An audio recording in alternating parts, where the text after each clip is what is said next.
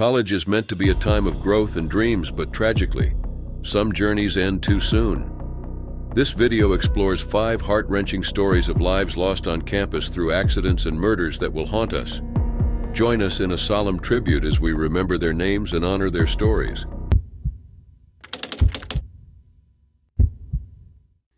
On April 25, 1993, 20-year-old Sophie Ann Sergi was visiting some friends at the University of Alaska Fairbanks. Sophie herself was a student at UAF, but she had taken a year off to help with her ailing mother and undergo surgery on her jaw. Sophie was bright and diligent. She dreamed of becoming a marine biologist, but first she had to undergo that surgery. A dentist appointment was the very reason for her visit in April 1993. Sophie was a vibrant, popular person, and she still had friends on campus. That spring, during her time in Fairbanks for the surgery, she was staying at Bartlett Hall with her friend Shirley, a fellow student. Shirley's dorm room was on the 2nd floor of Bartlett Hall, the women's dorm. Sophie and her friends spent that Sunday going to the movies and then driving around the city. Sophie and Shirley returned to Bartlett Hall a little after midnight on Monday, April 26, 1993. The two girls ordered a pizza. A while after, Sophie told Shirley she was going for a smoke in the women's bathroom, which was on the same floor as their room.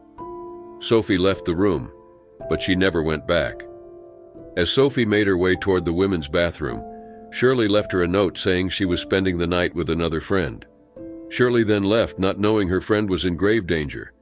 When she returned the next morning, she found the note untouched, and Sophie was nowhere to be seen. Shirley called the dentist's office to ask after her friend, and it turned out that Sophie had missed the appointment. The gruesome discovery was made hours later, at about 2:42 p.m. It was a custodian who found the body in a tub in the women's bathroom. 20-year-old Sophie Ann Sergi was dead, naked from the waist down and covered in blood. Her face had been stabbed multiple times, and she'd been shot through the back of her head. The custodian alerted the police, but news travels fast in a college dorm. Several people managed to enter the scene and look at the gruesome sight before the police arrived. A medical examiner concluded that Sophie had been sexually assaulted and stabbed in the face while she was still alive. A single gunshot to the back of the head was what killed her. The bullet came from a .22 caliber handgun. Police were able to collect biological evidence from her body, but DNA technology wasn't used in Alaska at the time. To make matters worse, the school year was ending. More than 60 students moved out of the residence hall within 2 days of Sophie's murder. As time passed, the case became cold. It was astonishing that out of hundreds of students, not even one could provide enough evidence to at least form a somehow solid hypothesis. But it was true. No progress was made, and Sophie's case was slowly forgotten by all but her loved ones and the authorities. Once technology improved, a DNA profile was created in the late 90s, based on the biological evidence collected from Sophie's body, but the perpetrator remained unidentified. In 2000, the DNA sample was processed again and entered into the FBI's criminal database with no success. Whoever was responsible for Sophie's brutal fate had been laying low ever since that awful night in 1993. And then, in 2018, another case, this time a famous one, was solved through an emerging forensic genetic genealogy, when the so-called Golden State Killer was apprehended by Californian authorities. This inspired Alaskan authorities. They submitted the DNA profile of Sophie's murderer to a private lab for genetic comparison. This way, DNA profiles of unidentified suspects are compared with those in public genealogy databases, where individuals have voluntarily submitted their DNA for analysis by commercial companies. For the first time in 25 years, investigators had a lead. They found a relative of their suspect, which led them to Stephen Harris Downs, a 44-year-old man who lived in Maine and worked as a nurse. As it turned out, his DNA perfectly matched the suspect profile. Downs was a student at the university at the time of Sophie's visit. He lived 1 floor above Shirley. He and his roommate were both interviewed during the initial investigation, but since nothing linked them to the murder, they were let go. Downs was brought to court in 2022. His lawyers tried arguing that the man was with his girlfriend Kate Lee and other friends at the time of the murder, but Lee herself remembers that Downs was missing for a good chunk of the night on April 26th. Even more, although the murder weapon, a .22 caliber handgun, was never found, Downs' college roommate claimed Downs kept an H&R model, .22 caliber weapon in their room in 1993. Stephen Harris Downs was sentenced to 75 years in prison for sexually assaulting and murdering Sophie Ann Sergi in 1993.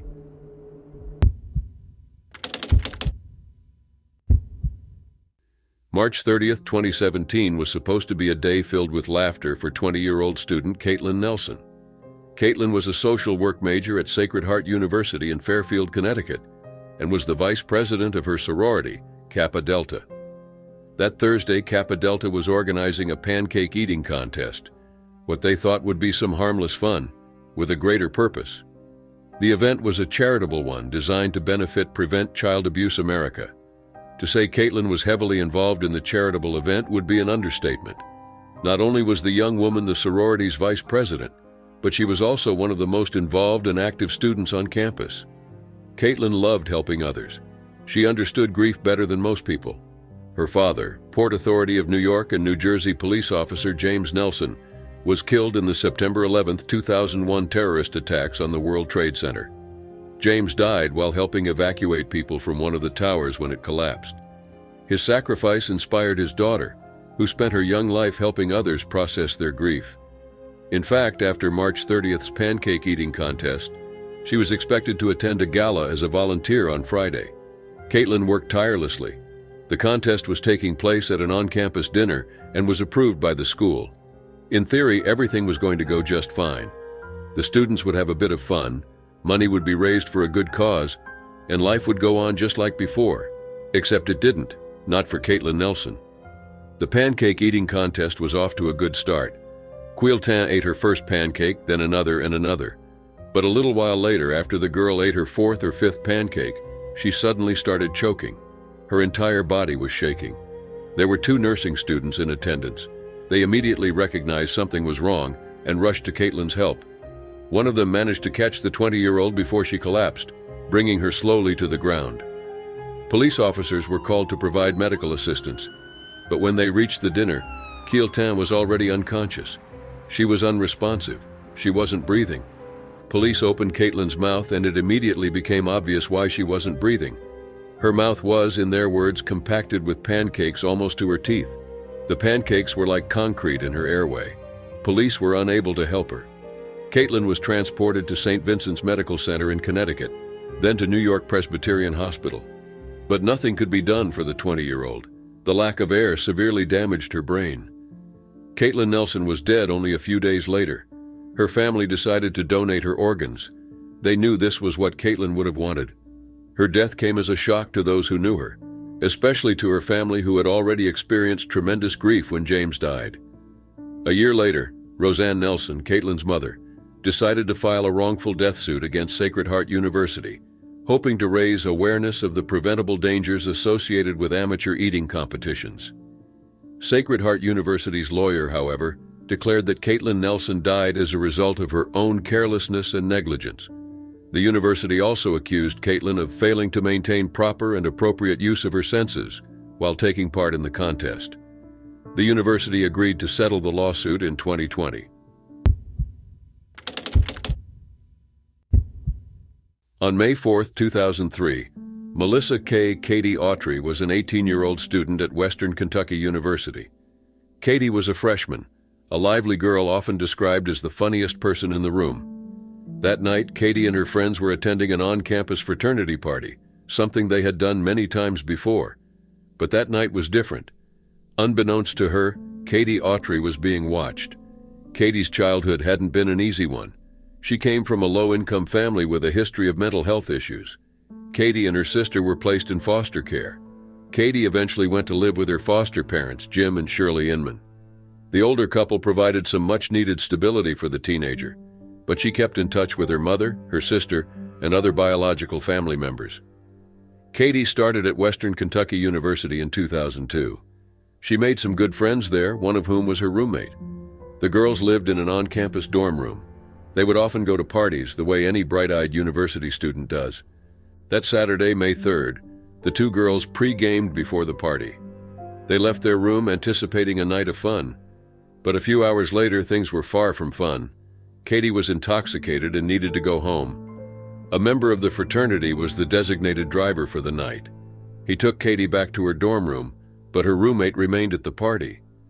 At about 2:30 a.m. on May 4th, the roommate called Katie to see how she was doing. Katie was already lying in bed. She told her roommate there was a guy whom she didn't know in the room. She said she was afraid. The roommate asked to talk to the guy.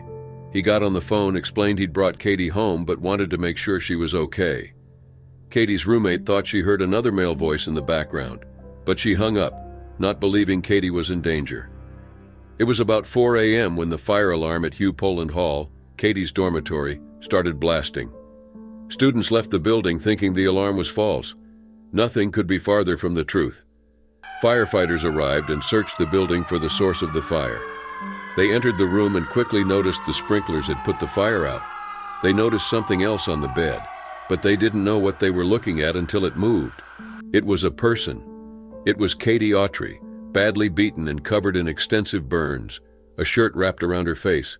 It quickly became clear she'd been lit on fire. The 18-year-old girl was airlifted to Vanderbilt University Center, but her injuries were horrific.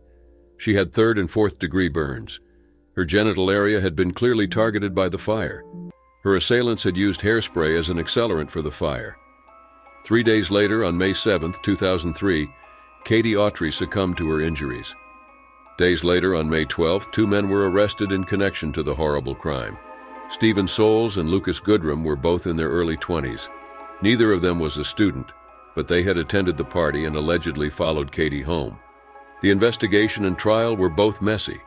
Soules initially claimed he was the one who sexually assaulted Katie and then set her on fire, with the clear intention of murder. Soules' DNA was indeed the only one found on Katie's body. Later, he changed his story, claiming Goodrum had forced him to commit the assault and arson. In the end, Soules confessed to all 7 charges brought against him, which included first-degree murder and rape. Stephen Soules was found guilty and sentenced to life in prison without parole. To the fury of the community, Lucas Goodrum was acquitted of all charges and freed in 2005. The jury concluded there was not enough evidence against him, although according to a former inmate, Goodrum confessed to killing Katie during a jail time conversation. Stephen Soules is serving his life sentence at North Point Training Center in Kentucky. It was December 29, 2008, a Monday, and Sheharbano Sherry Sangji was at work. Sherry was a research assistant at the University of California, Los Angeles, UCLA. At 23 years old, she had just recently graduated from Pomona College and was in the process of applying to law schools. However, in order to fund her legal studies, Sherry needed money. That's why she became a research assistant to chemistry professor Patrick Heron at UCLA, seeing it as a perfect opportunity to put her chemistry skills to practical use while earning some income. Indeed, she found the job engaging. Sherry had big dreams for herself, and working in the lab was just another step on her journey to achieving them. Sadly, she never got to see those dreams become reality. It was around 1 p.m. that Monday. Sherry was in the lab, alone at the bench. She was preparing to begin a complicated, dangerous procedure. Professor Heron, her supervisor, had outlined the procedure to her that morning. Sherry was to transfer a highly reactive liquid called tert-butylithium from one recipient to another. Tert-butylithium ignites on contact with air. The transfer procedure required a lot of attention and experience. It was Sherry's only second time attempting it, but she knew how to make the transfer, or that's what she thought. One of Professor Heron's postdoctoral researchers had taught her how to do it, but unbeknownst to Sherry, the postdoctoral researcher hadn't actually read the appropriate instructions and didn't follow them. The instructions specifically stated that laboratory workers should wear goggles, gloves, and a fire-resistant lab coat. Although Sherry wore gloves and goggles, she wasn't wearing a lab coat. To transfer the liquid, lab workers had to wear natural fiber clothing down to the underwear, but Sherry was wearing a synthetic fiber sweatshirt. There were also instructions about the transfer itself. One had to use a glass syringe, twice the size of the quantity to be transferred, with a needle measuring between 1 and 2 feet in length. But Sherry didn't know the proper way to execute the transfer. Instead, she inserted a large plastic syringe, fitted with a 2.5-inch needle, into the bottle seal. Then everything fell apart, both literally and figuratively. The plunger came out of the syringe barrel. The liquid, tert-butylithium, spilled and instantly ignited as soon as it was exposed to the atmosphere. Sherry's synthetic fiber sweatshirt caught fire. There was an emergency shower for situations like these merely feet from Sherry, but her pain and panic were tremendous. Sherry screamed and screamed, running for the door. Another lab mate tried using his lab coat to smother the fire, but the fire was too hot. It burned the lab coat. Sherry was now engulfed by flames. The man tried using water from a sink, but it didn't help. In the meantime, another colleague called 911. Professor Heron rushed into the lab from the floor above. When first responders arrived, they extinguished the fire using the emergency shower. By then, Sherry had massive burns on over 40% of her body. She had huge blisters on her abdomen and arms. Her skin was lifting and coming apart. She was rushed to the Grossman Burn Center, where she underwent multiple surgeries, but her injuries were horrendous. Sherry was in tremendous pain, and even the slightest touch made her scream. Sherry's older sister, Naveen, traveled to Los Angeles the next morning. She was a medical student, and she understood the gravity of the situation. She spoke to Professor Heron, Sherry's boss and supervisor, listened to his version of the story, and was astounded to hear Sherry wasn't wearing a fire-resistant lab coat at the moment. But wasn't that standard procedure? Days later, Sherry's organs started to fail. She died on January 16, 2009, 18 days after the incident. In May 2009, the California Occupational Safety and Health Administration, Cal-OSHA, fined the University of California $31,875 for 4 violations of occupational safety laws: insufficient safety training, inadequate protective equipment, failure to maintain an effective injury and illness prevention program, and missing required training records. The Los Angeles County District Attorney charged the University of California system and Heron for felony violations of California labor laws. Both cases settled, with Heron agreeing to pay a donation to a local burn center and do community service. In April 2016, Haruka Weiser was a freshman student at the University of Texas at Austin. At just 18 years old, Haruka was already a star in the making. Originally from Portland, Oregon, she was now studying theater and dance at the university. She was a ballet dancer and loved being on stage and expressing herself through her craft.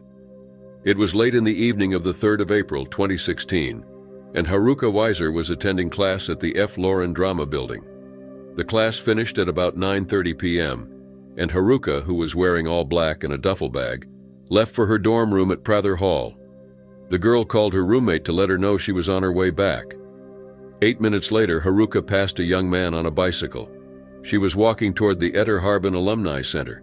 But what she didn't realize was that as she passed him, the young man put the bicycle's kickstand down. Then he pulled something out of his pocket. It was a shiny, rigid object. The man began following her. 2 hours later, the same man was captured by surveillance video walking down East 23rd Street. He had the same bike, but his left leg appeared to be injured. He was carrying a duffel bag. The same night, Haruka Weiser's roommate was getting worried. Haruka never made it home, despite what she'd said earlier on the phone. But where was she? Early the next morning on April 4th, firefighters found a young man burning some items at an abandoned building. He told them that his name was Mikhail Kreiner and that he was 17 years old and homeless. Some police officers then took him to LifeWorks, a local homeless shelter, because that's where he claimed he kept his belongings. They took custody of his bike. Some 2 hours later, Haruka's roommate decided to file a missing person report. The University of Texas Police Department was alerted. They searched the campus, including a creek which ran through it, but found nothing. The search for Haruka continued the following day too. This time she was found. Her body had been dumped in Waller Creek. She had obvious signs of trauma. She had been sexually assaulted and strangled. 2 days later, on April 7th, police put all the clues together using surveillance camera footage. They found Mikhail Kreiner at LifeWorks, the homeless shelter, and detained him for tampering with evidence, or as they figured out, for trying to burn Haruka Weiser's belongings and destroy the evidence of his heinous act. Kreiner was charged with first-degree murder on April 8, 2016. He was sentenced to life in prison in 2018. He will be eligible for parole in 34 years.